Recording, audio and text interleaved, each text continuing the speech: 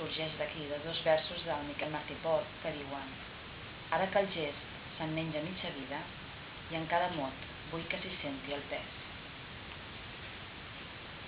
I el poema diu: jugo a fer equilibris pels racons del cos, més enllà de la imperceptible malaltia, per damunt dels límits ja madurats de factor. La pell s'adorm a ritme de lentitud al percebre, inexacte, el tacte xafogós de les tardes d'estiu. Em dic per mi sola, inquieta. Vull viure amb el cos ressonant-me i el sentit tens a l'estómac, aspirant un sol cop la follia de ser viva.